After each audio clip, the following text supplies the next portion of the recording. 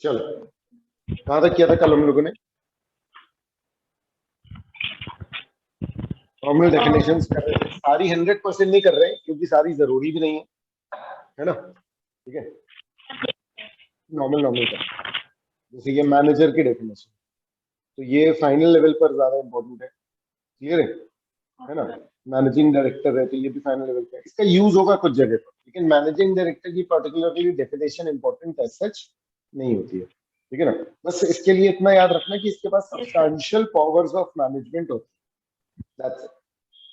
क्या खास बात है इसकी कि इसके पास थोड़ी सी ज्यादा पावर होती है नॉर्मल डायरेक्टर, इतना इंपॉर्टेंट। क्लियर है? ठीक है ना? अच्छा, रूटीन नेचर वाली की बात नहीं कर रहे हैं, आ रहा है समझ में? ठीक है ना? रूटीन नेचर के अलावा की बात, ठीक है ना? मतलब ये बोल रहे हैं कि ये जो रूटीन नेचर के हैं shall not be deemed to be included in substantial power. Common seal लगा दी, चेक में साइन इंडोर्स कर दिए, या नेगोशिएबल इंस्ट्रूमेंट ड्रॉ इंडोर्स कर दिया। क्लियर है? शेयर सर्टिफिकेट साइन कर दिया, ये सब सब्सटैंशियल पावर्स में नहीं आता।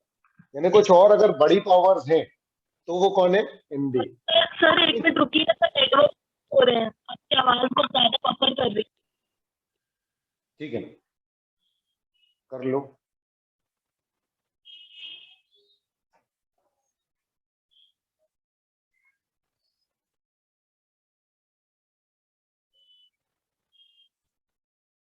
लोग कनेक्ट कर लेना नेटवर्क प्रॉपर।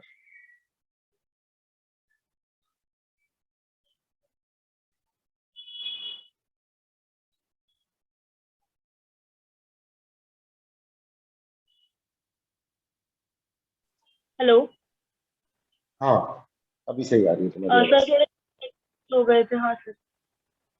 ठीक है, सर चलो। मैनेजिंग डायरेक्टर से आपने क्या बोला था, एक बार बोल दीजिए ना, कुछ समझ में ही नहीं आया। हम लोग ने सर वहां तक ही सुन पाए management.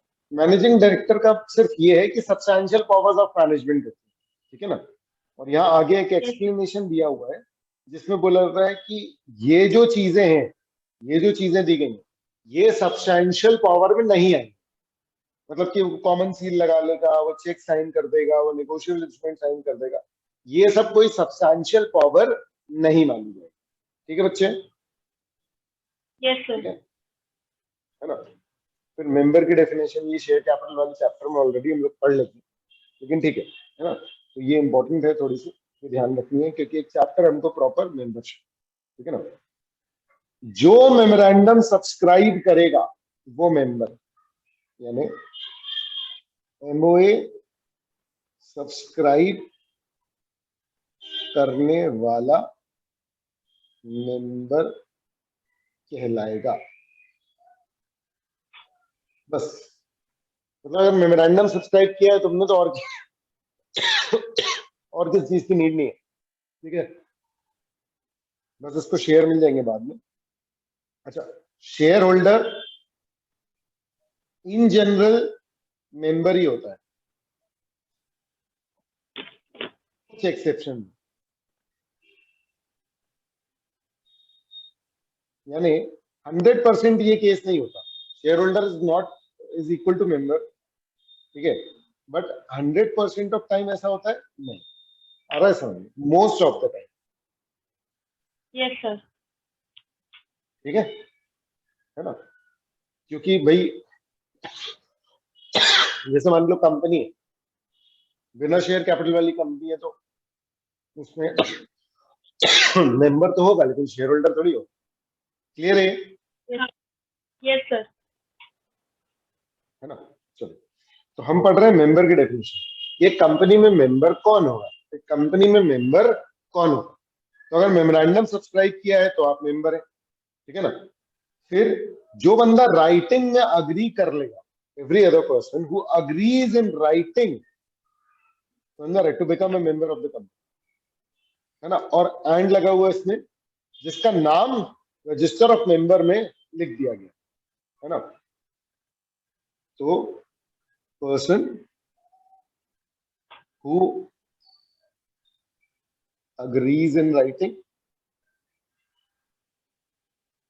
and whose name is written in register of members, वो कौन है, वो मेंबर, ठीक है। चलो, उसके अलावा कौन है, every person holding shares of company, और जिसका नाम एंटर्ड एज अ बेनिफिशियल हो, मतलब तुम समझो कि एवरी बेनिफिशियल हो। अब ये चक्कर क्या है, ये है क्या चक्कर, ठीक है। ये एक्चुअली में क्या चक्कर है कि ना, पहले क्या होता था, लोग कंपनी में डायरेक्टली अप्लाई करते थे और कंपनी के पास एक रजिस्टर होता था, ठीक है। इस रजिस्टर में कंपनी नाम लिख लेती थी, है ना। जैसे मान लो ये ए है, ये बी है, ये सी है, ये डी, तो ए का नाम लिख लिया, ए मेंबर है, तो ए मेंबर हो जाता था। समझ में आ रहा है क्या? Yes sir. है ना। अब क्या होता है कि ऑनलाइन फॉर्म आ गए शेयर्स, यानी कि अब आप ऑनलाइन भी खरीद सकते हो, मोबाइल तक से शेयर्स खरीद सकते हो। Yes sir. लेकिन उसके लिए ना बहुत सारे इंटरमीडिएट्स की जरूरत है।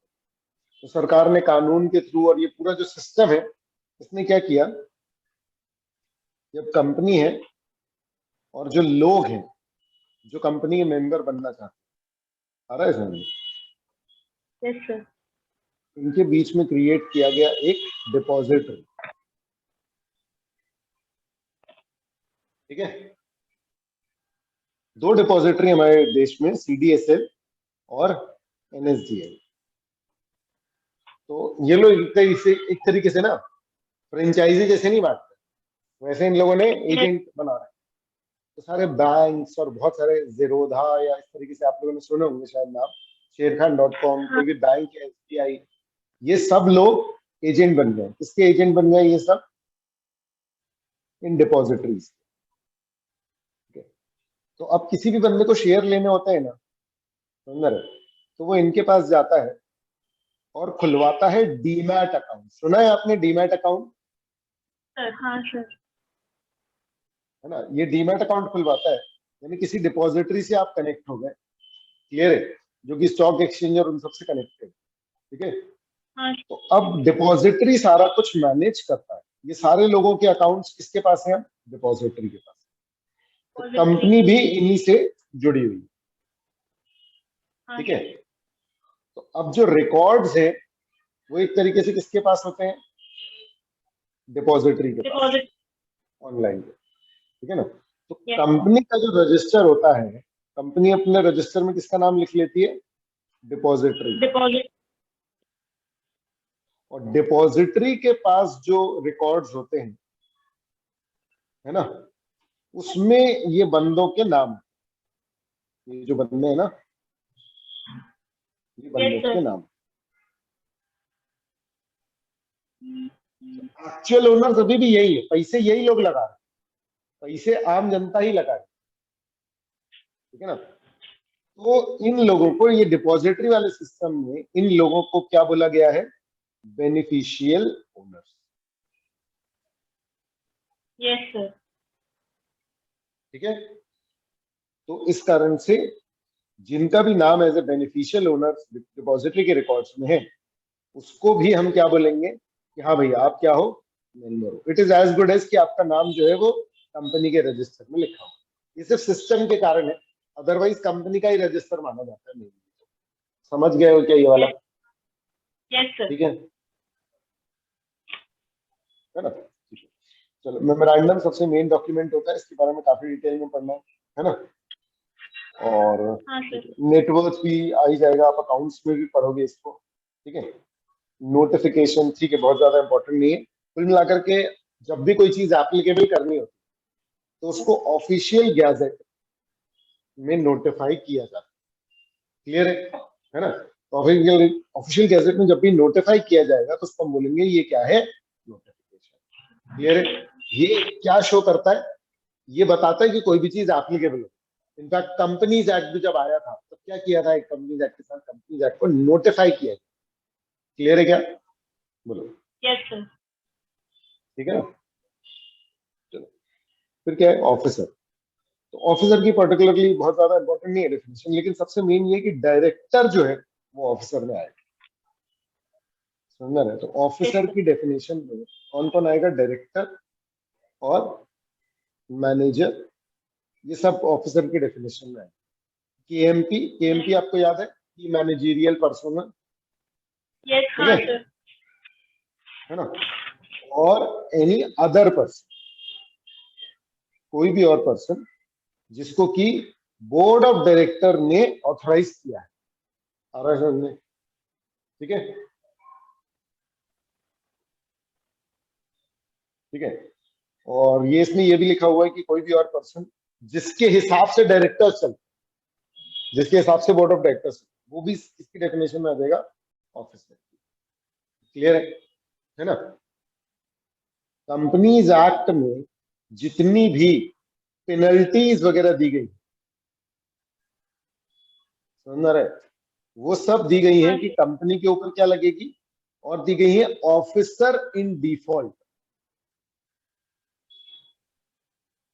इसलिए कंपनी वगैरह में कभी भी कुछ लफड़ा होता है ना, तो सबसे पहले कौन फंसता है, डायरेक्टर वगैरह फंसता है, क्योंकि डायरेक्टर किसमें आता है, ऑफिसर इन डिफॉल्ट डेफिनेशन। लेकिन कई बार क्या होता है कि वो लोग बच जाते हैं, क्योंकि वो लोग अपनी जगह किसी और बंदे को ऑफिसर बना देते हैं और वो फिर डिफॉल्ट में फंसता है। क्लियर है क्या बच्चे? हाँ हाँ सर।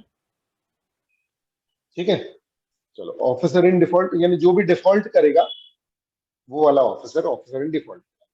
तो बाकी इसमें दिया गया है कि कौन कौन इसमें आ सकता है। आ रहा है समझ में? कौन कौन इसमें आ सकता है। ऑफिसर इन डिफॉल्ट की डेफिनेशन एक बार पूछी गई है कंपनी एक्ट में, लेकिन ये अपन आगे पढ़ेंगे। अभी अपन पहले बेसिक बेसिक कवर कर लें, उसके बाद फिर अपन ऑफिसर इन डिफॉल्ट की डेफिनेशन पे आएंगे। ठीक है बच्चे? Yes sir. एग्जाम्पल जरूर रीड कर लेते हैं। जैसे एक कंपनी में एक डिफॉल्ट कमिट हुआ with respect to allotment of shares by the office. मतलब कुल मिला के कंपनी शेयर्स अलॉट कर रही थी और कुछ तो भी लफड़ा हो गया। क्लियर है? अब in company there were no managing director, managing director appoint कर नहीं रखा था क्योंकि कंपलसरी नहीं है एमडी अपॉइंट करना। होल टाइम डायरेक्टर मतलब डायरेक्टर्स थे, ऐसा नहीं है डायरेक्टर नहीं हो सकता, ऐसा नहीं होगा, डायरेक्टर्स होंगे, लेकिन किसी को एमडी नहीं बनाया, किसी को होल टाइम डायरेक्टर नहीं बनाया, इस टाइप का मैनेजर नहीं बनाया, कंपनी सेक्रेटरी नहीं बनाया। ठीक है ना? इस तरीके का। ठीक है, तो क्या बोल क्या रहे, in company there was no MD, whole time director, manager, secretary, ये सारे लोग रहते हैं normally liable person charge by the board with the responsibility of complying the act. ठीक है ना? तो अगर मान लो किसी पर्टिकुलर बंदे को अगर मान लो आपने रिस्पांसिबिलिटी नहीं दी तो ऑफिसर इन डिफॉल्ट कौन होगा, all the directors will be the officer in default. ये बात याद रखिए। Yes sir. मतलब ये एक तरीके से एक क्वेश्चन हो गया कि अगर मान लो कोई पर्टिकुलर व्यक्ति जिम्मेदार नहीं ठहराया गया, नॉर्मली कंपनी में सारे रोल्स एंड रिस्पॉन्सिबिलिटी बांट दी जाती, ये तुम्हारा काम, ये तुम्हारा काम, ये तुम्हारा काम। तो जब भी किसी काम में लफड़ा हुआ तो वो बंदा रिस्पॉन्सिबल होगा जिसके हिस्से का वो काम। तो अगर किसी के हिस्से बांट ही नहीं रखा तो मतलब सिर्फ सारे डायरेक्टर, नहीं तो फिर सारे लोग हाथ खींच लेंगे ना, कंपनी सेपरेट लीगल एंटिटी है और हमारा पर्टिकुलर काम है नहीं। तो उस केस में कंपनी एक्ट ने क्या बोला कि नहीं, ऐसे बच के नहीं जाओगे तुम, सारे के सारे डायरेक्टर ला दिए। आ रहा है समझ में? यानी कोई तो फंसेगा ही। क्लियर है? जब भी डिफॉल्ट होगा। क्लियर है? Yes sir. ओपीसी जो है वो अपन अलग से कर लेंगे, है ना, जिसमें सिर्फ एक बंदा रहता है मेंबर, बहुत सारा डिस्कशन करते हैं। ऑर्डिनरी और स्पेशल रिजर्व, ये क्या होता है, देखो कंपनीज एक्ट में, ठीक है ना, देखो बात क्या है, एक बिजनेस होता है, एक बिजनेस में डिसीजन मेकिंग किसके पास होती किसके पास होती है? ओनर के पास। Yes sir. ठीक है, ओनर मतलब जिसने पैसे लगाए। ठीक है, यस सर। ओनर ही क्या करता है? Appoints the manager. Yes sir. Clear है? ठीक है, लेकिन फिर भी अल्टीमेट डिसीजन मेकिंग किसकी रहती है? ओनर। ओनर की। अगर सोल प्रोपराइटर एक अकेला बंदा, तो वहां पर डिसीजन मेकिंग कौन करेगा? Sole proprietor. Sole proprietor. ठीक है, अगर पार्टनरशिप है तो पार्टनर्स मिलके करेंगे। है ना, तो पार्टनर्स मिलके डिसीजन लेंगे। ये ठीक है? Yes sir. लेकिन भैया अगर आप कंपनी में, अच्छा तो कंपनी में लॉजिकली कैसा होना चाहिए कि ओनर्स मिलके डिसीजन लेंगे? Yes sir. लेकिन भैया अगर आप ऐसा करोगे तो आप ये भी तो सोचो कि कंपनी में कितने मेंबर्स हो सकते हैं, और कभी भी बहुत मान लो कि सारे। 200 मेंबर, तो 200 यस के सर। 200 मेंबर कहाँ से ऐसे डिसीजन ले पाएंगे? तो एक अलग स्ट्रक्चर डिजाइन करना पड़ेगा। इन्होंने कहा कि भैया डिसीजन मेकिंग के लिए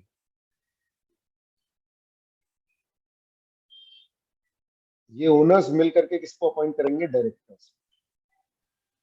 यस सर। डायरेक्टर्स का एक ग्रुप बनेगा जिसका नाम होगा बोर्ड ऑफ डायरेक्टर्स। समझ रहे? तो मैक्सिमम डिसीजंस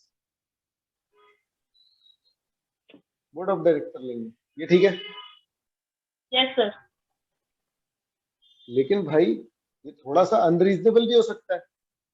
अरे जिस बिजनेस में इन लोगों ने पैसे लगाए, क्लियर है, उसका डिसीजन यस मैनेजर्स, पूरा डिसीजन मैनेजर्स लेंगे। तो यस सर। कंपनीज एक्ट ने क्या किया कि प्रोविजंस बनाए कि भैया जो भी इंपॉर्टेंट डिसीजंस रहेंगे, कुछ जो कंपनीज एक्ट को लगता है वो उन लोगों ने अपने हिसाब से बना रखा है, उन इंपॉर्टेंट डिसीजंस के लिए, है ना, मेंबर्स को बुलाया जाएगा।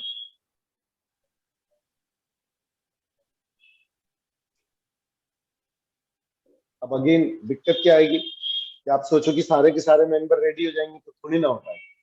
समझ में आ रहा है क्या? Yes sir. Yes sir. उन्होंने कहा यार दो सिस्टम रखते हैं, कुछ कम इंपॉर्टेंट और कुछ मोर इंपॉर्टेंट डिसीजन के लिए। ठीक है, यस सर। उन्होंने कहा कि भैया अपन बुलाएंगे, फिर बहुत सारे लोग तो नहीं भी आएंगे, तो जितने आए, है ना, कुछ कम इंपॉर्टेंट डिसीजन जितने आए, है ना, उनमें से जितने वोट करेंगे, तो अगर 50% प्लस मेजोरिटी हो गई, तो अपन बोलेंगे कि भैया ये हो गया ऑर्डिनरी रेजोल्यूशन।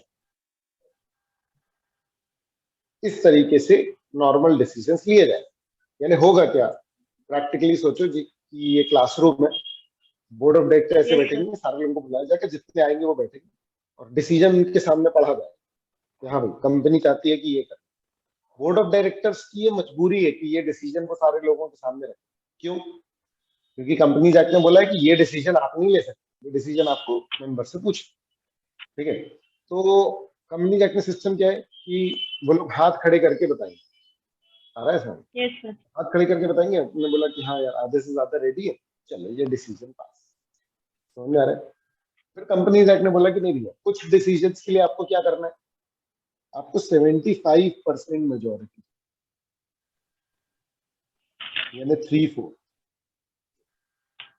ठीक है, यस सर। वोटिंग का सिस्टम इन लोगों ने ऐसा रखा कि भैया एक काम करो, आप एक बक्सा रखो और जिसके पास जितने शेयर है, आ रहा है समझ, उस हिसाब से करा लो। यस। ठीक है, तो डिसीजन पढ़ा जाएगा उनके सामने और मतलब ये पूरा तामझाम भी करना पड़ सकता है। क्लियर है? तो डिसीजन रखा जाएगा उनके सामने और फिर वो लोग सब येस और नो जो भी होगा वो बैलेट बॉक्स में डालेंगे।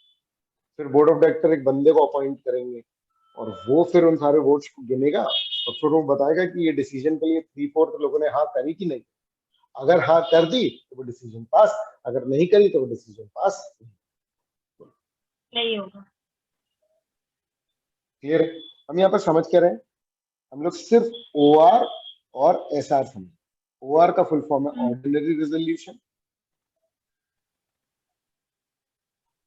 और SR का मतलब है स्पेशल रेजोल्यूशन।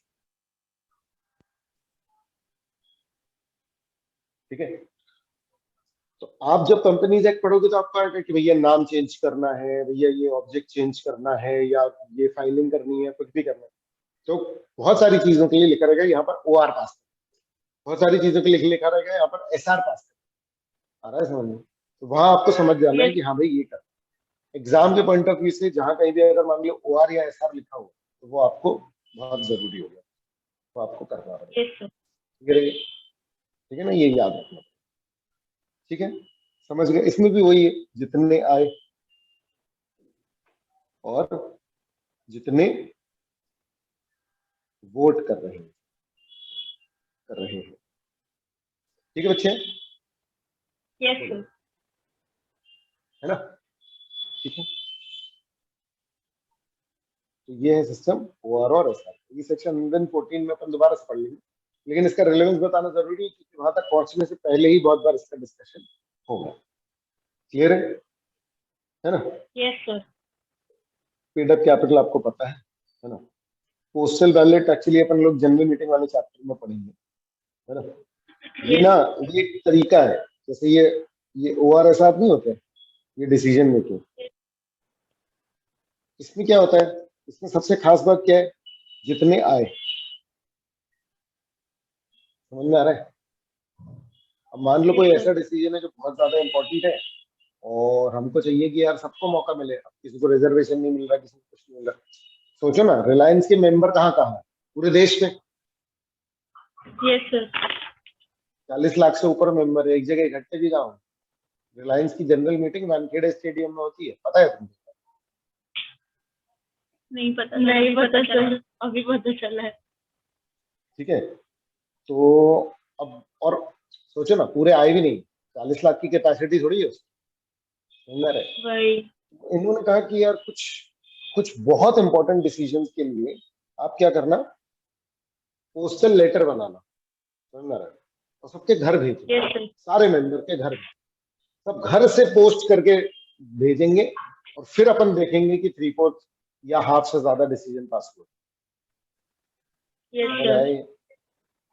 तो कुछ डिसीजंस के लिए लिखा रहेगा OR/SR, OR या SR जो भी लिखा है, लेकिन कुछ में लिखा रहेगा OR/SR बाय पोस्टल बैलेट।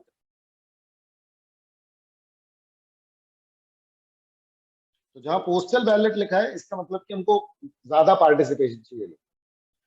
आज की डेट में ये पोस्टल बैलेट जो है वो ईमेल और उन सब के थ्रू भी होगी, उसका भी पूरा सिस्टम बनाया हुआ है जो कि अपन लोग जनरल मीटिंग वाले चैप्टर में पढ़ेंगे। ठीक है? Yes sir. है ना? ठीक है, चलो। हाँ सर। तो ऐसा फालतू बात है, सेक्शन याद रख लेना। ठीक है, मैंने जो बताया वही इंपॉर्टेंट है। कंपनीज एक्ट में ज्यादातर चीजें जो लिखी हुई है ना, उसके कंटेंट का उतना रेलेवेंस नहीं निकलता है क्योंकि वो लीगल फ्रेम के हिसाब से होता है, मीनिंगफुल नहीं होता। इसको तुम पढ़ोगे तो देखो क्या बोल रहा है, वोटिंग बाय पोस्ट और थ्रू इलेक्ट्रॉनिक, बस इतना लिखा। और क्या लिखा है किसको रूल्स के साथ करना है, procedure to be followed for conducting the business through. ये बिजनेस मतलब डिसीजन, कंडक्टिंग ऑफ बिजनेस से और कंफ्यूजन होता है, तो लगता है अच्छा बिजनेस कर रहे हैं कैसे। बिजनेस का मतलब है कि वो डिसीजन मेकिंग वाला काम। आ रहा है समझ? ठीक है? It provides a list of item of business which should be transacted only by means of voting through postal ballot. कुछ ऐसे डिसीजन होंगे जो सिर्फ पोस्टल बैलेट के द्वारा लिए जा सकेंगे। तो ये कैसे पता चलेगा? ये हर सेक्शन में अलग अलग लिखा है। जिस भी सेक्शन में पोस्टल बैलेट है वहां लिखा रहेगा कि ये डिसीजन पोस्टल बैलेट से जैसे ही आपका आएगा पोस्टल वैल्यू तो समझ जाना, अच्छा ये बड़ा वाला डिस्क, ये थोड़ा ज्यादा सबके घर भेजना पड़ेगा, ऐसा। ठीक है, यस सर। है ना। चलो, प्रिस्क्राइब का कोई इंडिविजुअल मीनिंग है, प्रिस्क्राइब जनरली रूल्स पढ़ेंगे अपन लोग, ठीक है ना, पूरा इंस्ट्रक्शन। आपको याद है क्या एक्ट और रूल्स का क्या रेलेवेंस रहता है? कुछ चीजें एक्ट में है और कुछ चीजें रूल्स में यस है। सर। कई बार एक्ट बोलता है कि ऐसा ऐसा होगा, और बोलता है कि और भी बातें हैं जो कि रूल्स में, ठीक है ना, क्लियर है। Yes sir. हाँ सर। प्राइवेट कंपनी की डेफिनेशन अपन लोग ने पढ़ी थी, अगर याद हो तो। जो याद है पब्लिक क्या? नहीं है। नहीं, पब्लिक की पढ़ी थी जो प्राइवेट नहीं, ठीक है। अच्छा, ये देखो, ये लिखा हुआ प्रिस्क्राइब, है ना, इस तरीके से यस लिखा सर। रहता है हर जगह प्रिस्क्राइब। तो खैर कुछ प्रिस्क्राइब है नहीं, तो इन बातों का कोई मतलब नहीं है, ये कोई मतलब नहीं है इसका, ठीक है। ये इसी के रेलेवेंस के लिए दिया है। पहले था प्रिस्क्राइब, अब है नहीं, तो कोई मतलब नहीं है इसका discussion करने का। तो अपन मेन बात कर, यस। शेयर का ट्रांसफर रिस्ट्रिक्टेड है जिस यस सर। कंपनी के अपने आर्टिकल्स के, याद है अपन लोगों ने डिस्कस किया था ये, अगर याद हो तो। Yes sir. इसके आर्टिकल्स में ये तीन बातें लिखी। कौन सी तीन बातें? पहली, शेयर का ट्रांसफर रिस्ट्रिक्टेड, याद रखना बेटा, रिस्ट्रिक्टेड है, प्रोहिबिटेड नहीं लिखा हुआ। यस मतलब सर। ट्रांसफर कर सकते हैं आप, समझ रहे हैं, लेकिन थोड़ा सा कंडीशनल, कंडीशनल, यस सर। ठीक है। फिर ओपीसी के अलावा इसके जो मेंबर्स हैं वो 2 से लेकर के 200 तक रहेंगे, और इसकी काउंटिंग में ना प्रेजेंट और पास्ट एम्प्लॉइज नहीं गिनेंगे, ठीक है।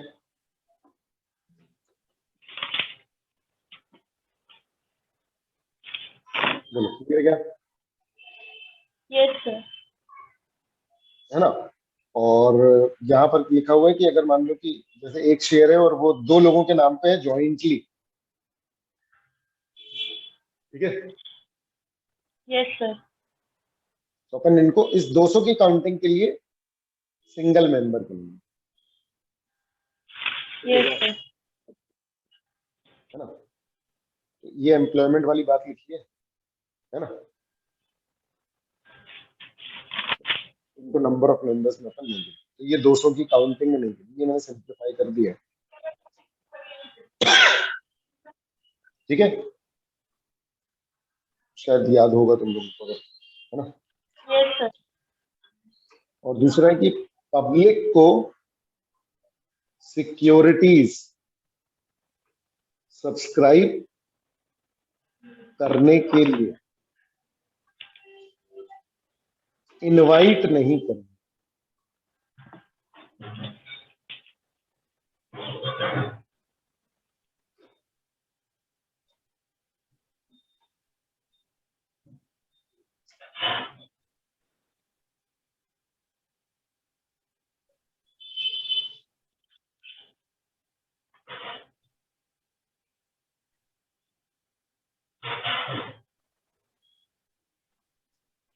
हाँ सर।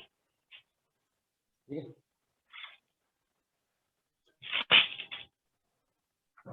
ठीक है ना। और ठीक है, इस लाइन का कोई मतलब नहीं है कि minimum paid up capital section 8 पे नहीं लगेगा, क्योंकि अब है ही नहीं, तो ये बात कोई मतलब नहीं है, क्लियर है। इसका रेलेवेंस, कुछ बातें ऐसी है ना जिसका रेलेवेंस खत्म हो गया, मैं तुम्हें बता दूं, इसका लॉजिक बता देता हूँ मैं, है ना, ताकि एक्सेप्टेबल रहे, है ना। पहले क्या होता था, हम बोलते थे कि भैया प्राइवेट कंपनी बनानी है ना, तो एक पर्टिकुलर पेड अप कैपिटल आपका होना चाहिए, तब आप बना सकते हो प्राइवेट कंपनी।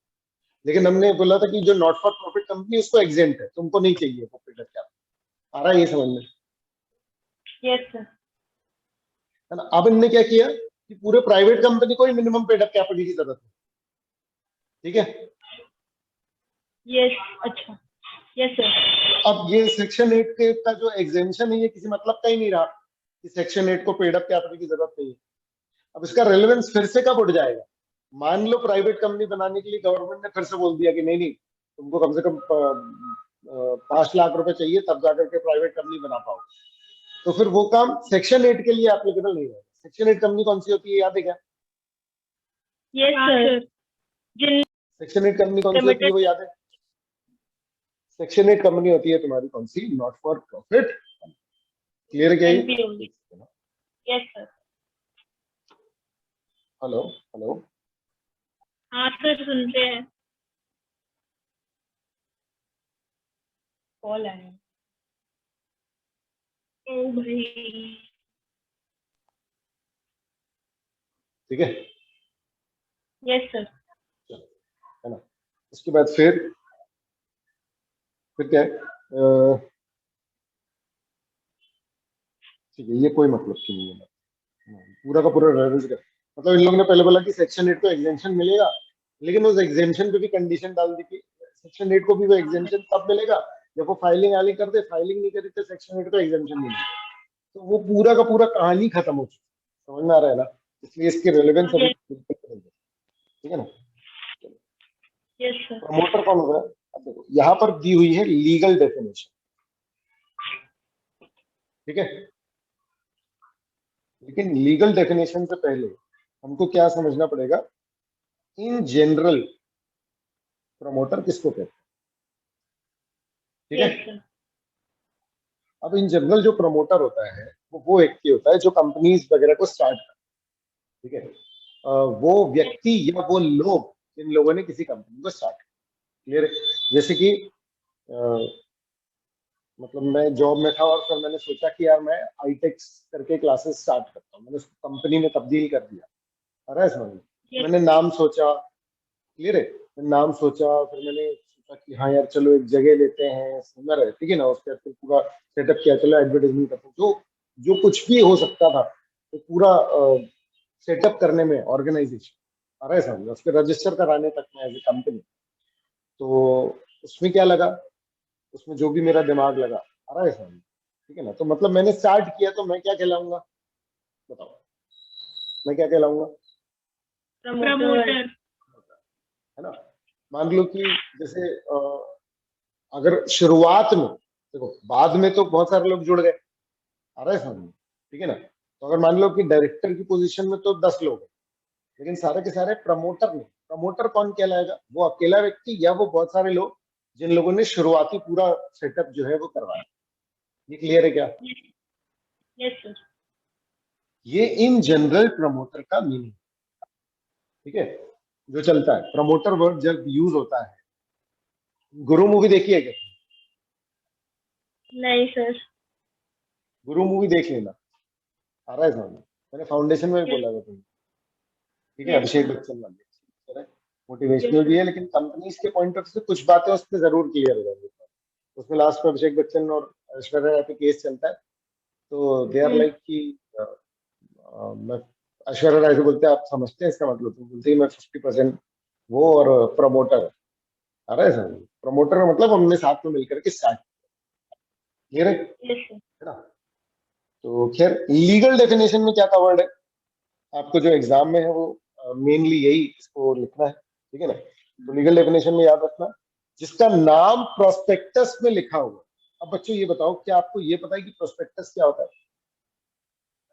हाँ सर, वो कंपनी इशू करती है जो जब एक document. Public company general public से इन्वेस्टमेंट लेना चाहती है, जैसे जोमेटो स्टार्ट हुआ, फ्लिपकार्ट स्टार्ट हुआ, पता है ना आपको?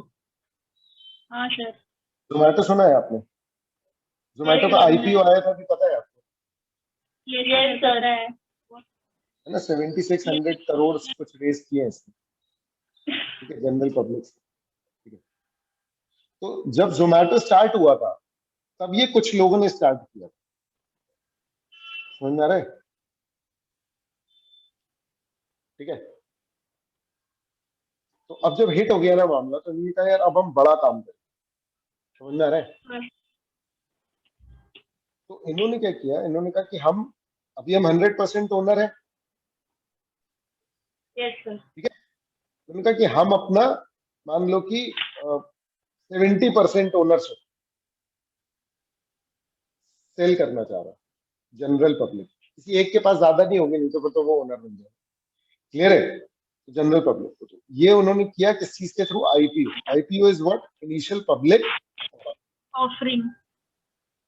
तो एवरीबडी इज लाइक कि हाँ यार ये कंपनी जो है वो कल को बहुत बड़ी बनने वाली है, तो I also want to be the owner of this company, क्योंकि मुझे ये अपॉर्चुनिटी मिल रही है। अरे तो कोई भी कंपनी जब पब्लिक इशू लेकर के आती है तो उस बात का मतलब ये है कि वो कंपनी के जो ओनर्स हैं वो अपना स्टेक डाइल्यूट कर रहे हैं पैसे के लिए। अब वो जो पैसे आएंगे उससे वो बहुत बड़ा कुछ कुछ कर सकते हैं। समझ में आ रहा है क्या?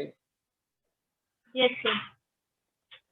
ठीक है, तो जब ये जनरल पब्लिक में करेंगे तब उनको लिस्ट होना पड़ेगा और तब उनको प्रोस्पेक्टस इशू करना पड़ेगा कि वो इस पैसे का क्या करेंगे, इस तरीके आ रहा है समझ में?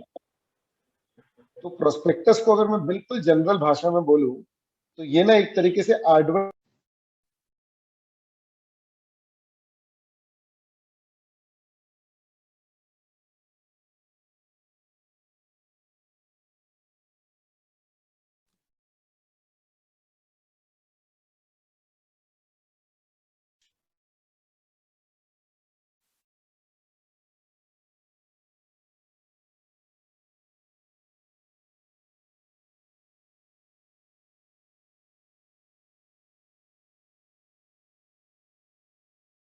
ठीक है।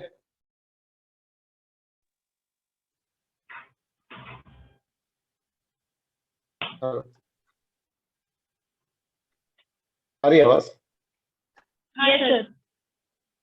है ना? तो जो प्रोस्पेक्टस होता है वो बेसिकली एक एडवर्टाइजमेंट डॉक्यूमेंट होता है जिसके थ्रू कंपनी जो है वो पब्लिक इशू लेकर के आती है।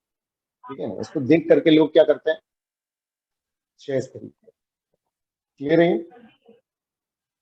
Yes sir. तो इस डॉक्यूमेंट में जिसका नाम प्रमोटर लिखा हुआ वो लोग प्रमोटर है लीगल। समझ में आ रहा है? तो ये जिन लोगों ने स्टार्ट किया होगा ना इन लोगों का नाम लिखा होगा। हाँ क्या? सर अभी आपने क्या बोला वो समझ नहीं आया, प्रमोटर क्या? नहीं बोल रहा हूँ कि ये जो प्रोस्पेक्टस में जिसका नाम लिखा होगा ना एज ए प्रमोटर, वो लोग है प्रमोटर। हाँ हम लोग क्या पढ़ रहे थे? हम लोग पढ़ रहे थे प्रमोटर कौन है। हाँ यस सर। लीगल डेफिनेशन में जिसका नाम प्रोस्पेक्टस में क्या लिखा हुआ है एज ए प्रमोटर, उसका नाम वो क्या एज अ है? प्रमोटर। Clear है? ठीक है। और या तो फिर कंपनी के एनुअल रिटर्न। अब एनुअल रिटर्न सेक्शन 92 में है। इसका मीनिंग क्या है? कंपनीज को हर साल क्या करना पड़ता है? एनुअली रिटर्न्स यानी इंफॉर्मेशन फाइल करनी होती है आरओसी के पास। तो अगर एनुअल रिटर्न में किसी का नाम एज ए प्रमोटर लिखा हुआ है तो वो भी कौन कहलाएगा? प्रमोटर कहलाएगा। ठीक है क्या? बताओ।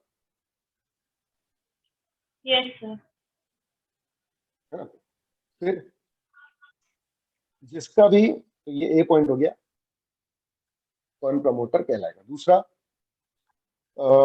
जिसका भी कंट्रोल है कंपनी के कामकाज में, control over the affairs of the company, जिस भी पर्सन का कंपनी के कामकाज पर कंट्रोल आ रहा है सर, यस सर। डायरेक्टली या इनडायरेक्टली, शेयर होल्डर की तरह, डायरेक्टर की तरह या किसी भी तरह अदरवाइज जिसका भी व्यक्ति का कंट्रोल है कंपनी के ऊपर, over the affairs of the company, वो बंदा कौन कहलाएगा?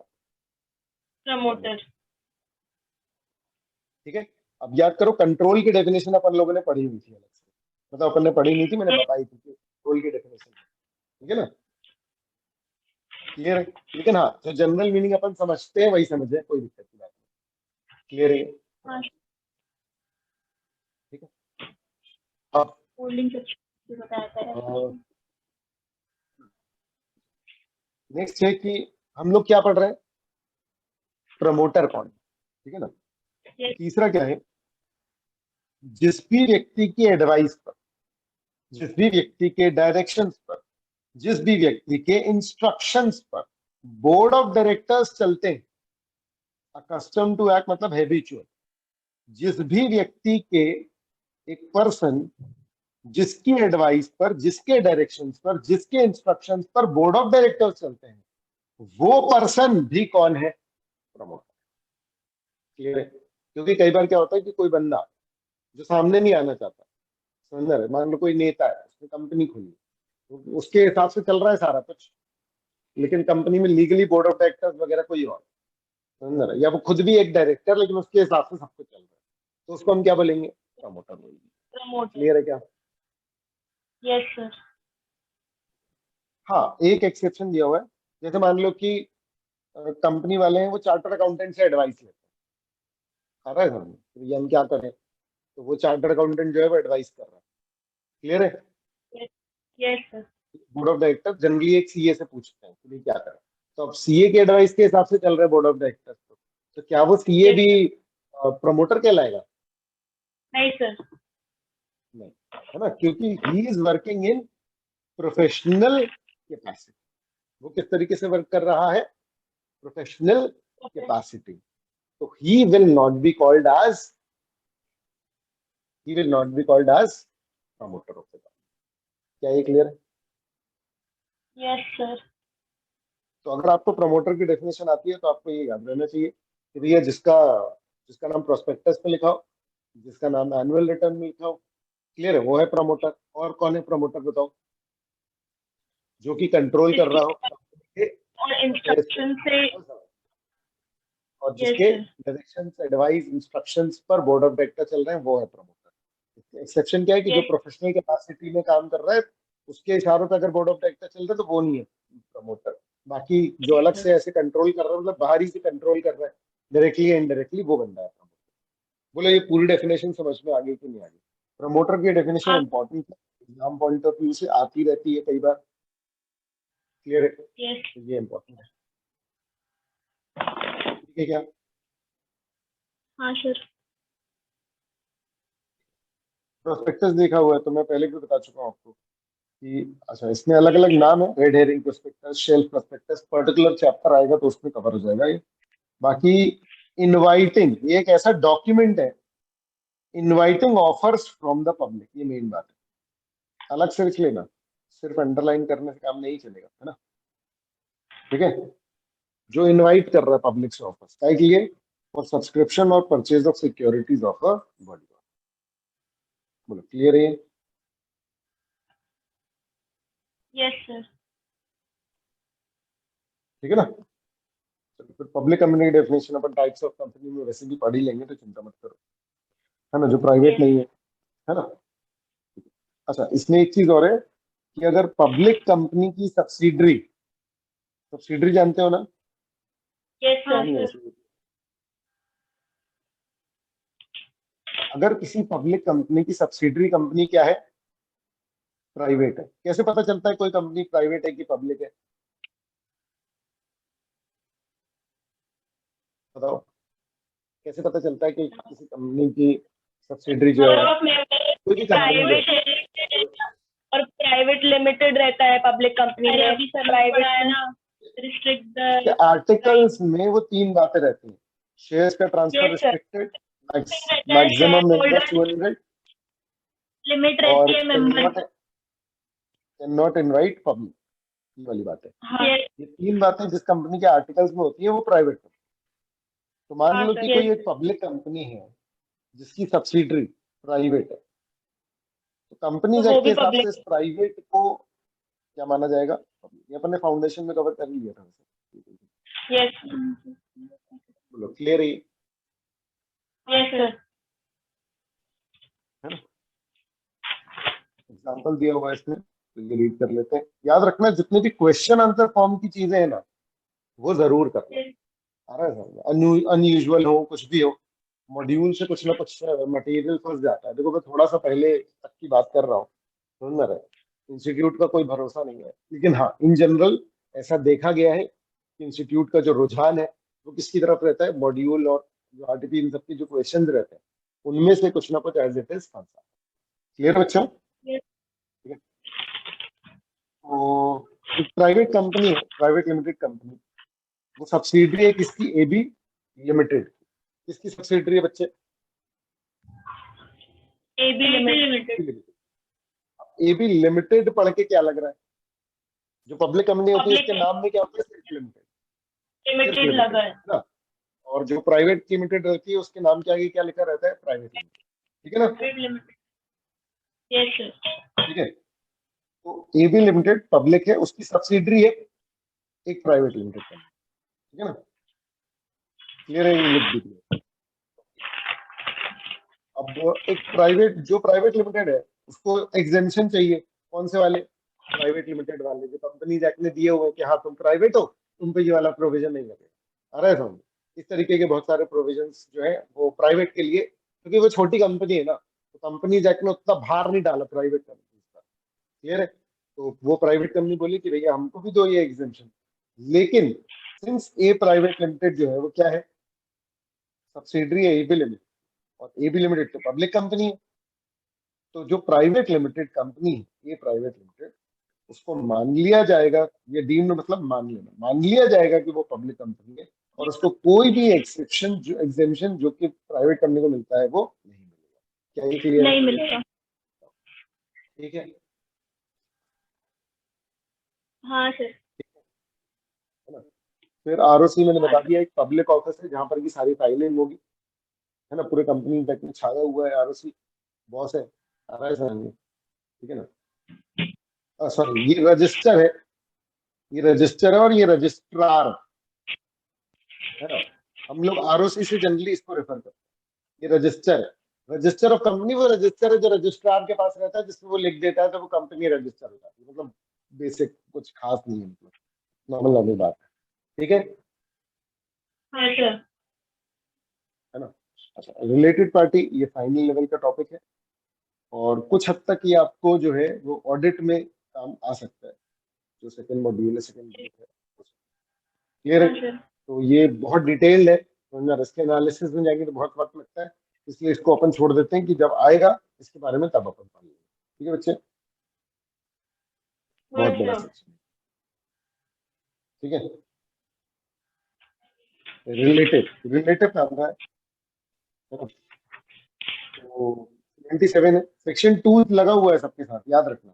है ना? ये 2 के सब सेक्शन है सारे। क्लियर है?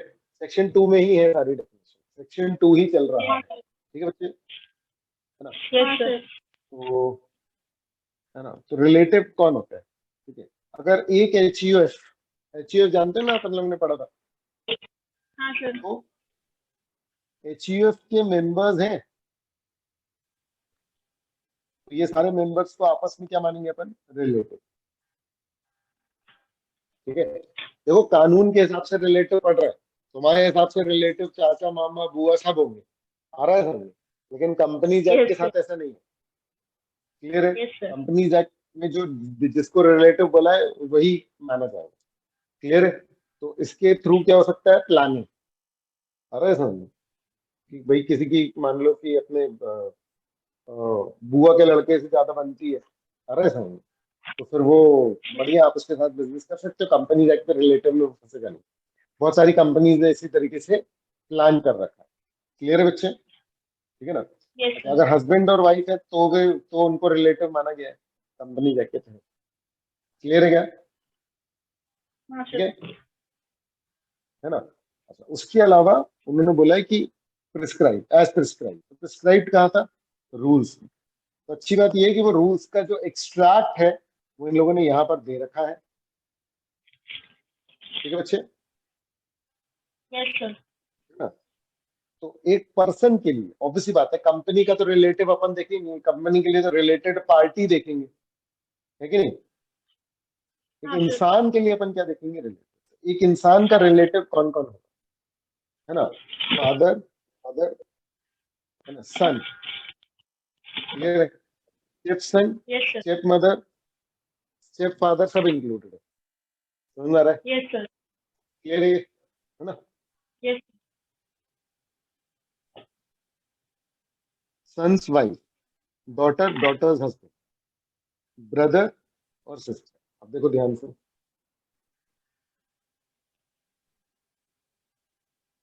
चाचा कवर्ड नहीं है इसमें, रिलेटिव में बुआ कवर्ड नहीं है। यस समझ सर। आ रहा है क्या? क्लियर है? और उनके सारे बच्चे, मतलब कि कोई भी कजन कवर्ड नहीं है, दामाद यस कवर्ड है। बहू का वर्ड है, समझ में आ रहा है? Yes sir. तब समझ लो कि पापा मम्मी सिर्फ रिलेटिव है, बाकी उनके जो भी डायरेक्ट रिलेशन है वो हमारे कोई भी रिलेटिव नहीं, समझ में आ रहा है? नहीं है। है ना? और बच्चे रिलेटिव है, बच्चे के सिर्फ इमीडिएट कौन रिलेटिव है कि भाई बच्चे के वाइफ और हस्बैंड है, बस। Yes sir. और हमारे डायरेक्ट भाई बहन, that's it। तो ब्रदर सिस्टर में ये वो नहीं है, मतलब ब्रदर सिस्टर में कजन नहीं इंक्लूड है, समझ में आ रहा है क्या? यस और सर। खास बात ये है कि रिलेटिव की अपनी एक डेफिनेशन इनकम टैक्स के पास भी है। इनकम टैक्स वाले रिलेटिव अलग तरीके से मान सकते हैं, वो उनकी मर्जी है। कंपनी यस एक्ट के हिसाब से रिलेटिव ही है। क्या ये क्लियर है? सर। उसमें फादर, ग्रैंडफादर, ग्रेट ग्रैंडफादर और ये सब रिलेटिव होते हैं और डायरेक्टर रिलेटिव होता है। ठीक है ना? तो बस यही वाली बात है। यस। ठीक है, क्लियर है? हाँ सर। ये इम्पोर्टेंट है, ऑडिट में एक जगह पर आएगा। आ रहा है समझ में? हम लोग ना वो ऑडिटर बनने नहीं देते, तुम्हारा रिलेटिव है तो उसका ऑडिट तो अच्छे से ही करोगे ना तुम। तो चार्टर्ड अकाउंटेंट को इंडिपेंडेंस मेंटेन करने के लिए फिर वो फादर मदर का ऑडिट करने नहीं देते, मतलब उनकी कंपनी का। क्लियर है? तो ये सब यस सर। रेम्यूनरेशन बहुत जनरल है, शेयर कोई खास वो नहीं है। स्मॉल कंपनी आप लोगों ने पढ़ा था, याद है आपको? Yes sir. है ना? अब स्मॉल कंपनी की डेफिनेशन अभी अभी अमेंड हुई है, तो अभी आपको अमेंडेड वाला पार्ट जो है वो देखना पड़ेगा। क्लियर बच्चे? Yes sir. है ना? ये आ गया 2 करोड़ और 20 करोड़ लिमिट आ गई।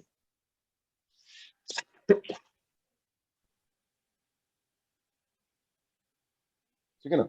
इसमें बोला गया था कि paid up capital small company मतलब अदर देन पब्लिक कंपनी, है ना? तो पब्लिक पब्लिक तो स्मॉल नहीं होगी, प्राइवेट प्राइवेट कंपनी ही स्मॉल कंपनी है।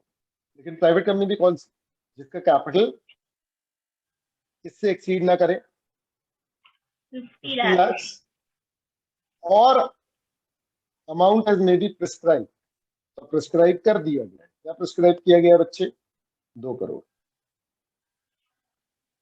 तो जैसे ही प्रिस्क्राइब किया तो इसकी रेलेवेंस खत्म हो, नहीं आया समझ में? तो सर ये चीज अमेंड हो गई है, मतलब पहले ऐसा था ना? हाँ, 50 मतलब लाख 50 वाला लाख अब नहीं, अब 2 करोड़ से। अपन लोगों हाँ, ने फाउंडेशन में जो चेंज। पढ़ा था या बीस? हमने ठीक है। 50 लाख पढ़ा था, अब 2 करोड़ हो गए। और है ना? और ये जो 2 करोड़ थी वो 20 करोड़ टर्नओवर हो की, गई। हो गई है वो 20 20 करोड़। करोड़।